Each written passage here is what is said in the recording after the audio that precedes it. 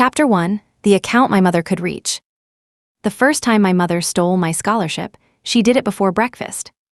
At 6:47, my phone lit up with an $18,000 transfer. The money had entered the joint youth account my parents opened when I was 14. 90 seconds later, every cent went to an account labeled Bellwether. I ran into the kitchen barefoot. My mother, Grace Shen, did not even put down her coffee. "Lily's conservatory deposit is due today," she said. "A door only matters if both sisters can walk through it."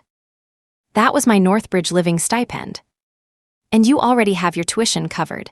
You are the one who knows how to recover." My younger sister, Lily Shen, stood behind her with wet eyes and a Bellwether Performing Arts Conservatory invoice pressed to her chest.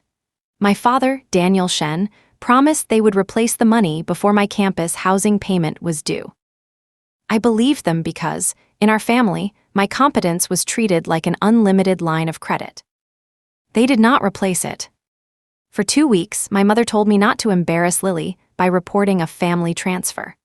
By the time I finally called Northbridge Institute, the priority housing remedy had closed. I began my first semester commuting almost 2 hours each way, working evening shifts, and coming home to edit Lily's audition videos because she was under too much pressure. I missed studio sessions. My open desk fellowship project stalled. In February, Northbridge declined to renew the living portion of my Horizon Fellowship because I was no longer making satisfactory progress. Lily flourished.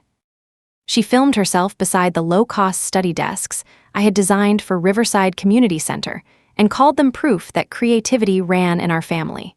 My mother told relatives I had voluntarily stepped aside so both daughters could succeed. The following winter, after a closing shift and a freezing 2-hour drive, my eyes closed for 1 second beneath a red traffic light. I remembered tires sliding across wet pavement. Then I heard birds.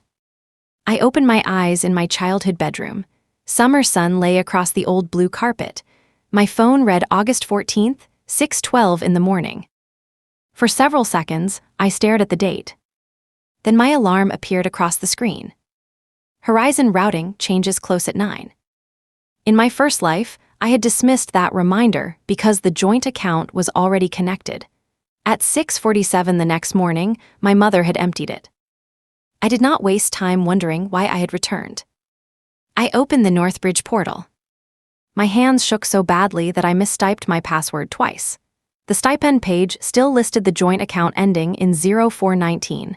Under it sat a gray button, Change Payment Destination. I had a private checking account from my summer job at a hardware store. I had never told my parents about it because the balance was usually less than $500.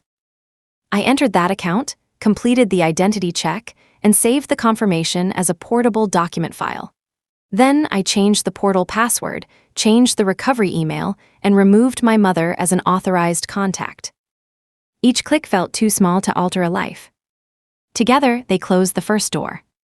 I called Northbridge Housing as soon as the office opened. A coordinator confirmed that my room was reserved until noon the following day. The charge was $3,200. "The fellowship deposit should arrive tomorrow morning," she said. "If it is delayed, call us before the deadline. Do not wait." Do not wait. Those 2 words would have saved my first life. Next, I opened the folder that contained OpenDesk. The project had begun at Riverside Community Center, where I volunteered in the after-school workshop. I had designed a modular study desk from inexpensive boards and a triangular crossbrace strong enough to survive teenagers leaning on it. The Horizon Fellowship had selected me because the design could be built locally, repaired easily, and adjusted for different heights. The family desktop held copies of my drawings because its screen was larger than my laptop. In my first life, I had never considered that access dangerous. I copied my source files, email attachments, and scans of my dated sketchbook into a private archive. I photographed every page of the physical notebook. Then I placed the notebook, my passport, my birth certificate, and my late grandfather's brass-hinged folding ruler inside my backpack. The ruler was gone. I searched the drawer twice before remembering that my mother had borrowed it for one of Lily's vintage-themed photo shoots. I found the notebook and documents, but not the ruler. I I told myself it was only an object. It still hurt to leave the empty space behind. At 7:30, my mother called from the kitchen. "Claire, bring your phone. We need to check the scholarship schedule." In my first life, I had walked downstairs eager to show everyone the award that would change my future. This time, I put my documents in a locker at the hardware store before my shift. I emailed the Open Desk archive link to myself. Only then did I return home. My mother, Shen, had arranged 4 mugs around the kitchen table, as if we were holding a board meeting. My father, Shen, slid a cream-colored invoice toward me. Bellwether Performing Arts Conservatory, enrollment deposit, $15,000, due August 15th at noon. Shen sat beside him in a white rehearsal sweater. Her lips trembled with exquisite control. "My financial aid package fell through," she whispered. "Mom said your fellowship had a living allowance." "It does. I need it to live near campus." My mother folded her hands. "Your tuition is already paid. Bellwether gave Lily 1 day. A door only matters if both sisters can walk through it." "Who will pay my housing charge tomorrow?" "We will work it out." "With what money?" My father frowned. "Do not interrogate your mother. This is a family decision." There it was, the same condition, the same demand, and the same promise with no answer behind it. Only I was different. "No," I said. Lily's trembling stopped. My mother smiled as if I had made a childish joke. "You haven't even received the deposit yet." "And when I do, I will pay Northbridge first." "The account is under my login," she said. My phone vibrated on the table. "Payment routing changed successfully."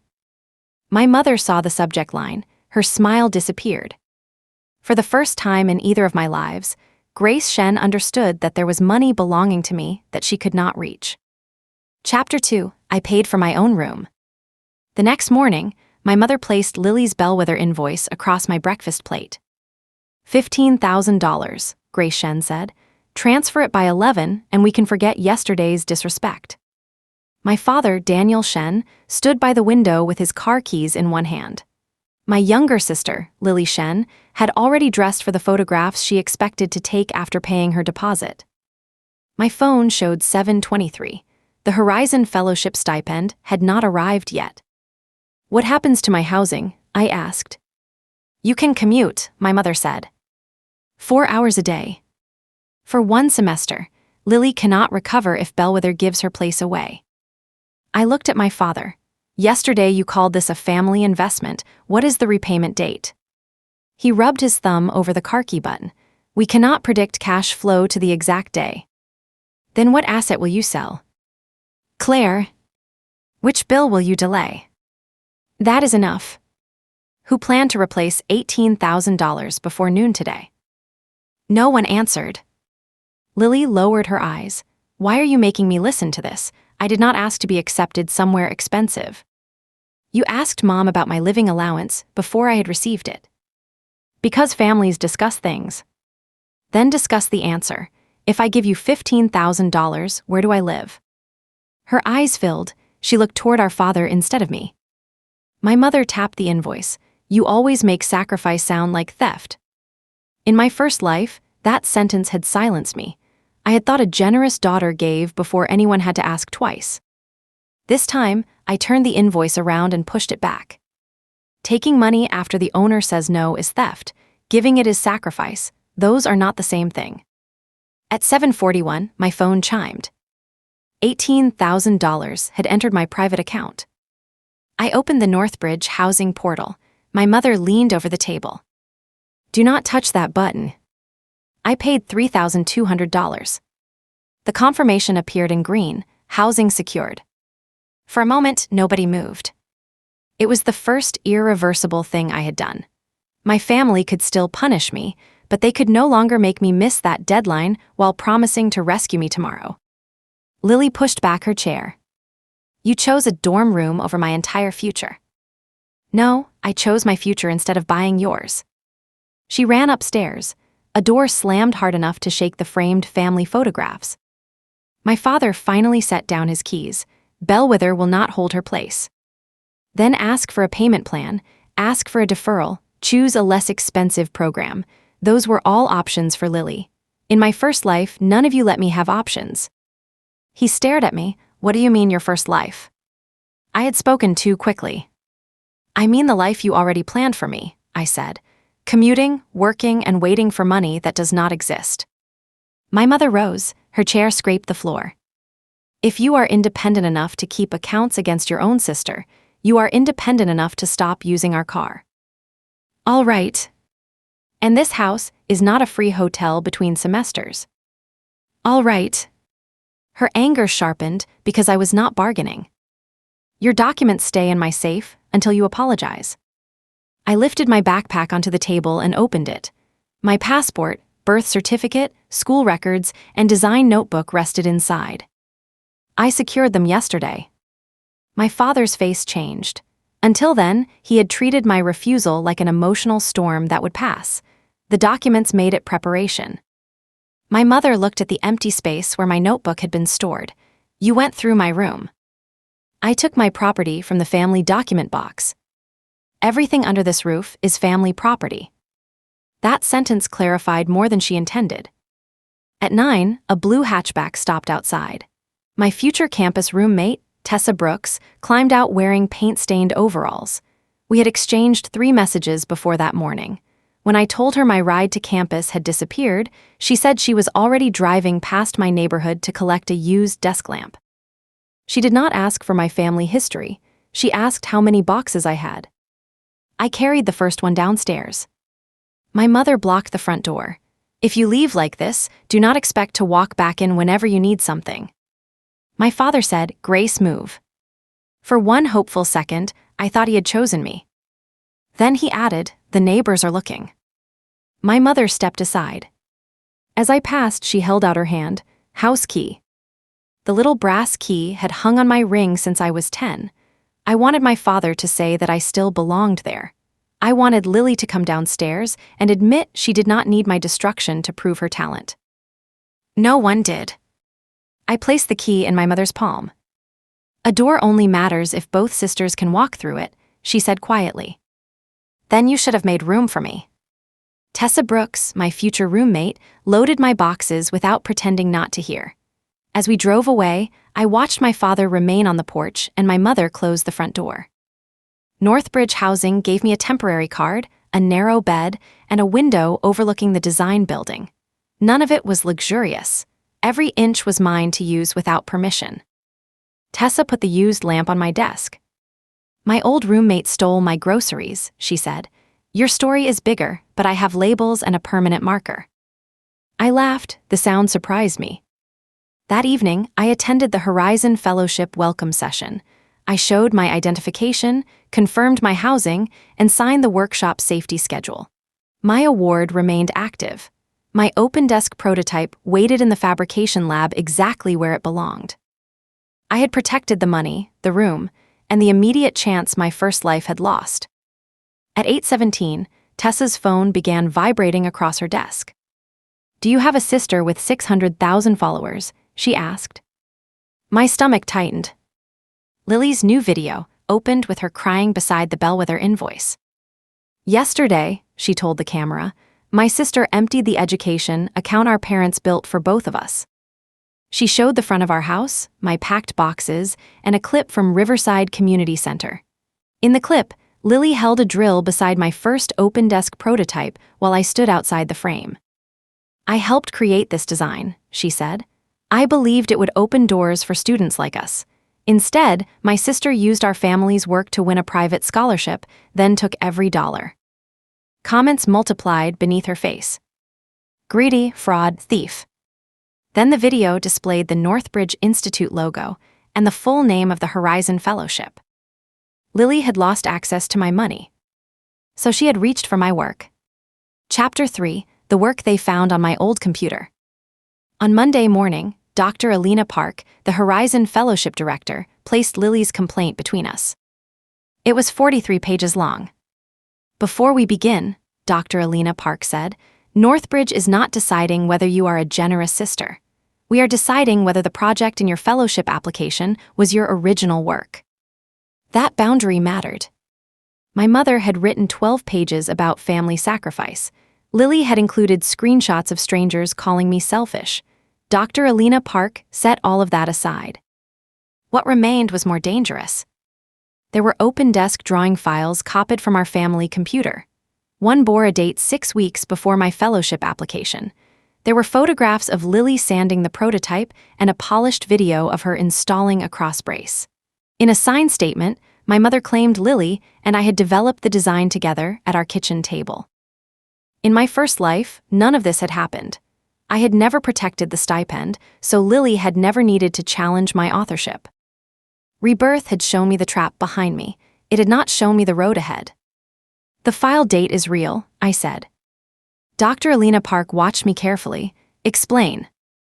I used our shared desktop because it had a larger monitor. I copied finished drafts there for printing. Lily had access to those copies. The file being on that computer does not show who made the earlier versions. Can you show earlier versions? I put my dated sketchbook on the table.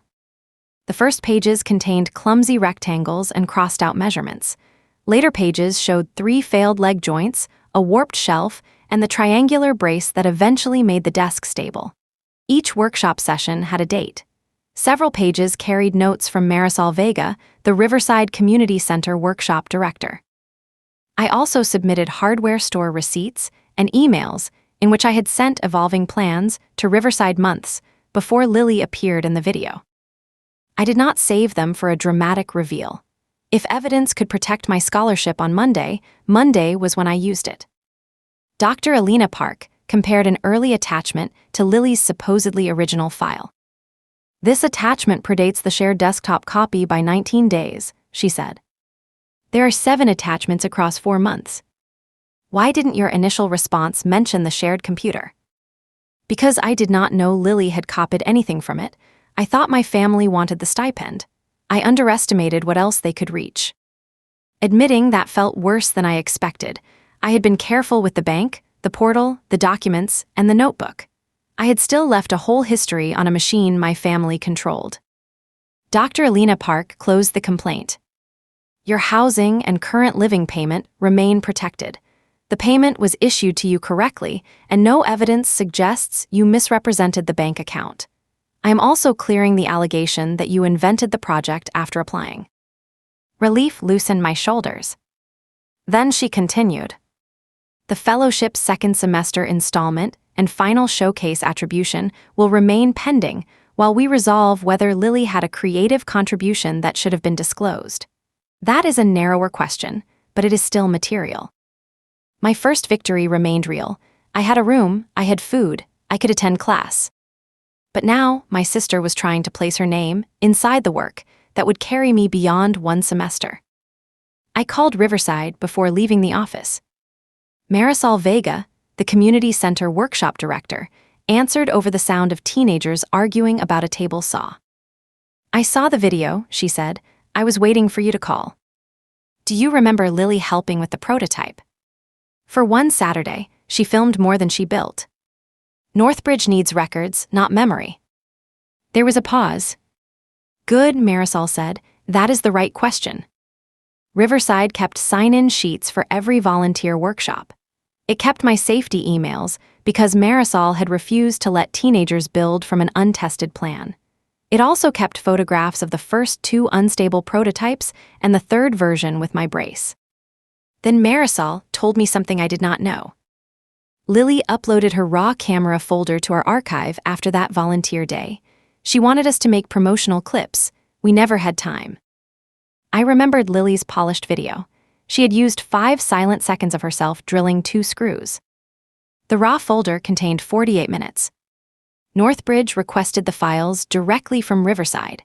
I watched them only after Dr. Alina Park confirmed I was allowed to review the submitted evidence. In the full footage, Lily wandered into the workshop wearing white pants and asked where she should stand. I handed her safety glasses.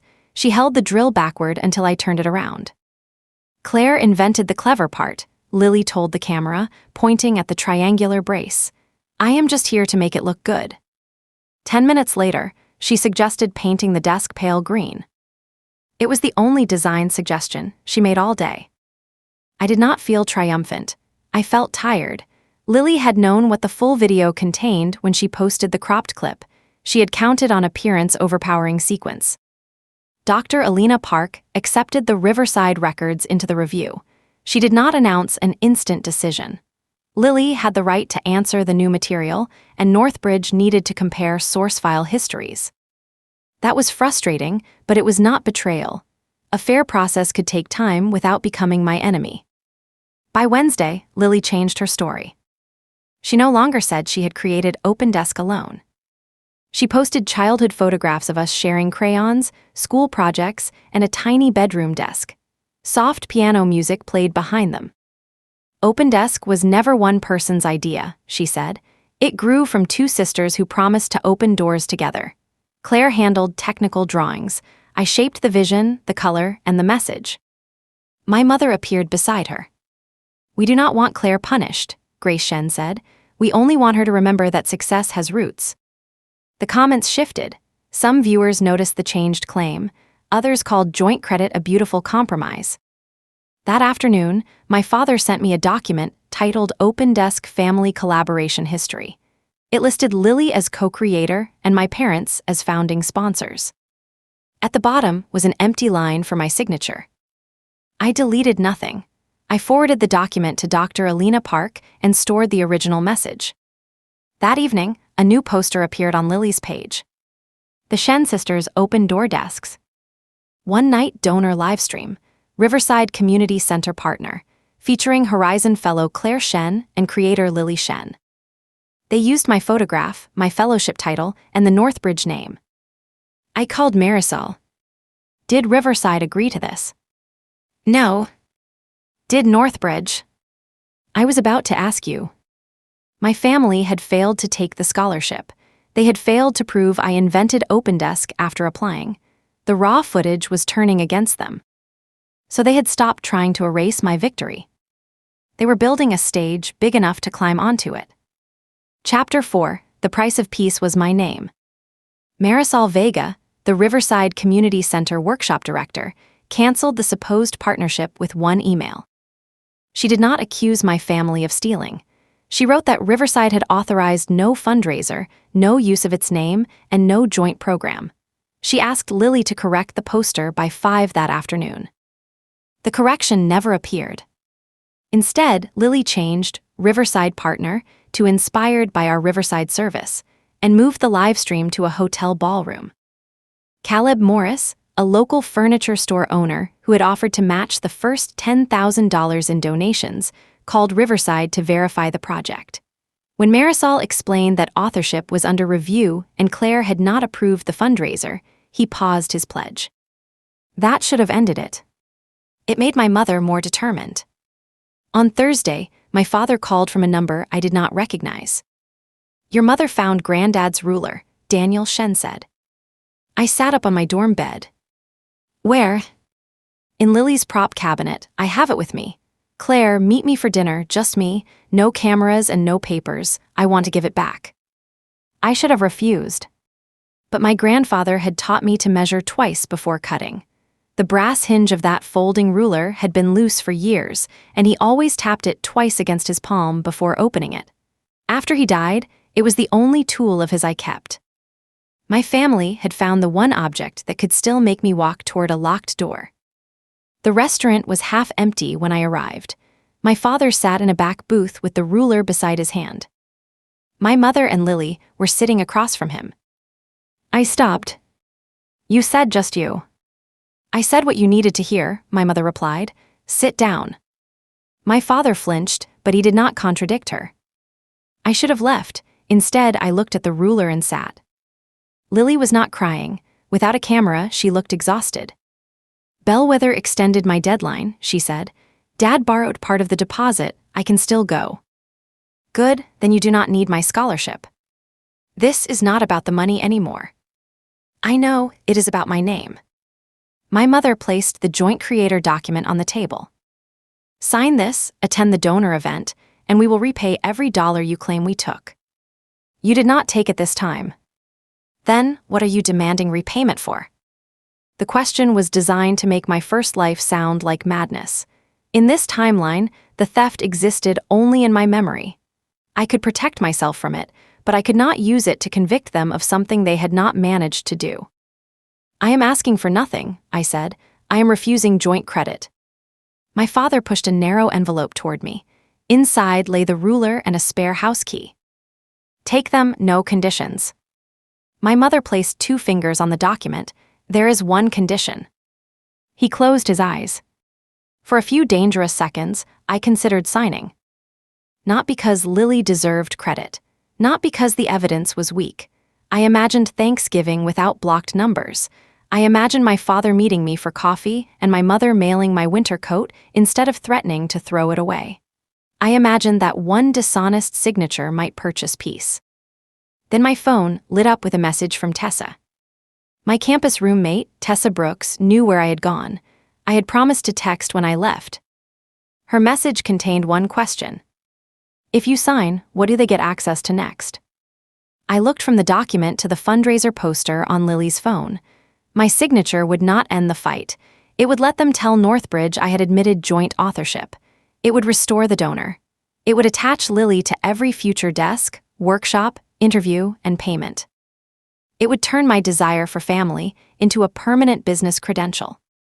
I folded the ruler, returned it to the envelope, and placed it in my bag. Then I crossed out the signature line. No. My mother stared at the black mark. You would destroy Lily's reputation over a desk. If it is only a desk, she does not need her name on it. Lily's face tightened. I gave it a story people cared about. Nobody followed you before I posted it. Attention is not authorship. Without me, it is plywood in a basement. Without me, you would not know where the brace goes.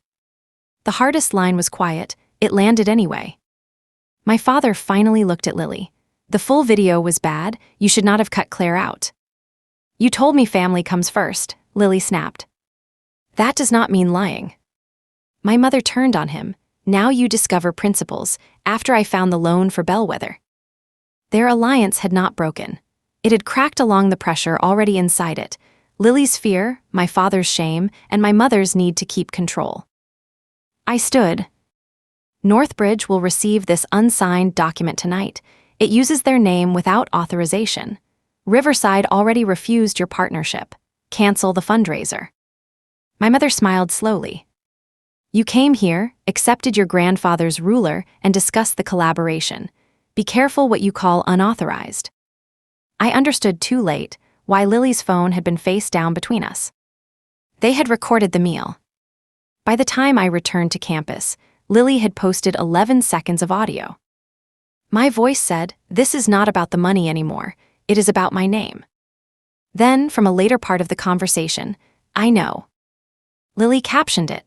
Claire confirms the dispute was always about billing and branding, not who created OpenDesk.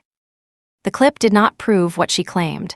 It did not include me approving anything, but it gave uncertain viewers a sentence simple enough to repeat. Caleb Morris said he would wait for Northbridge before deciding whether to restore his donor pledge. Comments accused me of trying to monetize a family charity. Lily announced that the Shen family would attend the Northbridge Public Design Showcase on Saturday to support both creators. I could not keep them out of an open event. I could not force strangers to listen to an entire dinner. Dr. Alina Park, the Horizon Fellowship Director, called me into her office the next morning. The unsigned agreement helps clarify that no joint acknowledgement existed before the complaint, she said. The cropped audio does not change the authorship record. Then why do I feel like I am losing? Because Northbridge can protect your fellowship. It cannot make your family give you the response you want. That was the limit no evidence could cross. Will the finding be ready before the showcase? I asked. Yes. And if it says the work is mine? You will still have to decide what happens when your mother asks for another door. I touched the folding ruler inside my bag. In my first life, I had lost my future while waiting for my family to choose me. In this one, the finding would settle my scholarship. Only I could settle the waiting. Chapter 5, the door had my name on it. Sign it before you present, my mother demanded. Grace Shen stood in the Northbridge Design Hall holding a fresh copy of the Joint Creator Statement. Behind her, Lily Shen's phone streamed to thousands of viewers. My father, Daniel Shen, hovered beside them with the expression of a man who had mistaken silence for innocence until silence became impossible. Around us, donors, community partners, and students filled the annual showcase. My family had come because they needed Northbridge's audience to make their fundraiser credible again. "There are 2 minutes before the program begins," my mother said. "Let people see that you can still be gracious." She extended the paper. I did not touch it. "Which version am I supposed to sign?" I asked. "The one where Lily created OpenDesk, the one where we created it together, or the one where authorship does not matter because family should share everything?" Lily turned her camera toward me. "This is exactly what I mean," she told her viewers. "I came to support Claire, and she is attacking me." Marisol Vega, the Riverside Community Center workshop director, stepped away from the first completed OpenDesk unit. "You were asked to remove Riverside from your fundraiser," Marisol said. "You still have our name on the donation page." Lily's smile tightened. "It says we were inspired by our service there. That is true. It also promises that donations will place your desks in my center. That is not true." The livestream comments moved faster. My mother ignored Marisol and raised the statement so the nearest donors could see it. "Claire's grandfather taught both girls that talent carries responsibility. We are offering her peace." "Peace does not usually need my signature," I said. Dr. Alina Park, the Horizon Fellowship Director, approached the display platform with a blue folder in her hand. "Before anyone uses Northbridge's name in this discussion," she said, "the fellowship review is complete." The hall quieted. Lily lowered her phone by an inch. My mother recovered first. "Wonderful, then you can confirm that both girls contributed." Dr. Alina Park did not answer her. She looked at me. "Claire, may I state the finding here? You may also receive it privately." I looked at Lily's camera, the joint credit paper, and the desk I had once built from warped boards because Riverside could not afford new furniture. "State it here," I said. Dr. Alina Park opened the folder. "For Horizon Fellowship purposes, Northbridge recognizes Claire Shen as the sole author of OpenDesk. Her dated development notebook, 7 iterative email attachments, material records, and Riverside workshop history establish a continuous design process before any file submitted by Lily Shen." My mother's paper lowered. Dr. Alina Park continued. "The copies on the Shen family computer were later exports of Claire's source work. The workshop footage establishes that Lily assisted during one volunteer session and suggested a paint color. It does not establish joint authorship. Northbridge never endorsed the Shen family fundraiser. Claire's full fellowship, housing support, and sole showcase credit are confirmed. Every important record had already been disclosed when it could protect me. My family had changed its story 3 times. The history of the work had stayed the same." Lily lifted her chin. "Claire told me what to say in that old video. We were sisters. We did not document every conversation." "Then answer one question," I said. "What problem did the triangular brace solve?" She blinked. "It made the desk stronger." "Where did the first version fail?" "The legs." I pointed to the prototype photographs. "The shelf twisted because the back had no lateral support. That is why the brace exists. You appeared after the 3rd version was finished." Lily's face went white. My mother stepped between us. "This obsession with who drew which line is beneath you, Claire." Lily gave the design a voice. She brought donors. A door only matters if both sisters can walk through it. I took the old house key from my pocket. My father had tucked the spare into the envelope with my grandfather's ruler. Maybe he imagined I would use it when everyone calmed down. Maybe he wanted to believe access could be restored without an apology. I placed it on top of the unsigned statement. "You never wanted both of us to walk through," I said. "You wanted me to hold the door while Lily walked over me." My mother opened her mouth. I did not let her change the frame again. "The stipend is mine. The design is mine. My room, my account, and my name are mine. If Lily needs help, you can ask. I can say yes or no. You do not get to turn love into permanent access." Lily swung toward our mother. "You said the computer files would prove it. You said Claire would sign before Northbridge finished." My mother hissed, "Turn off the camera." Lily looked at the viewer count and did not. Her fear of being ordinary was stronger than her loyalty. My mother looked at my father. Tell them Claire promised from the beginning that this belonged to the family. Every head near us turned toward him. My father pressed his lips together. She never promised that, Daniel Shen said. It was the first useful truth he had spoken in public. It did not make him brave. You knew that at breakfast, I said. You let Mom put the invoice on my plate anyway. He looked down at the key. I know. This time those words belonged together. They were still not enough. Caleb Morris, the furniture store owner who had paused his donor match, walked up to Marisol. My pledge was based on Riverside receiving the desks, he said. I am withdrawing it from the Shen fundraiser. If Riverside approves Claire's workshop plan, I will discuss materials directly with the center. We approve Claire's plan, Marisol said. We always did. Livestream viewers replayed Lily's sentence about the computer files. Some demanded refunds. Others asked why she had claimed to design a brace she could not explain. She ended the stream without saying goodbye.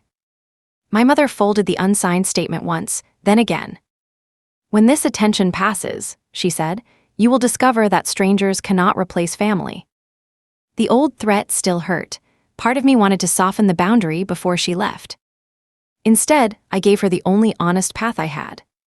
If you want a relationship with me, begin by returning the things still in my room and correcting the fundraiser. No demands, no shared passwords, no claims on my work. Then I will decide what contact I can accept. You would give your mother conditions. Yes. She waited for me to weaken. I turned toward my prototype. The showcase coordinator called my name. My mother walked out. Lily followed, deleting fundraiser posts. My father pocketed the house key without offering it again. I presented OpenDesk under my name. 3 weeks later, Northbridge paid my next installment into my private account. Lily refunded the canceled fundraiser and removed the Northbridge and Riverside names. My parents financed Bellwether themselves.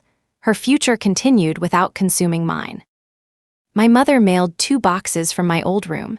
There was no apology inside. I did not pretend the boxes were one. In September, Tessa Brooks helped me install 6 OpenDesk units at Riverside. Marisol Vega opened the workshop. Caleb Morris delivered donated boards without asking for credit. I opened my grandfather's folding ruler.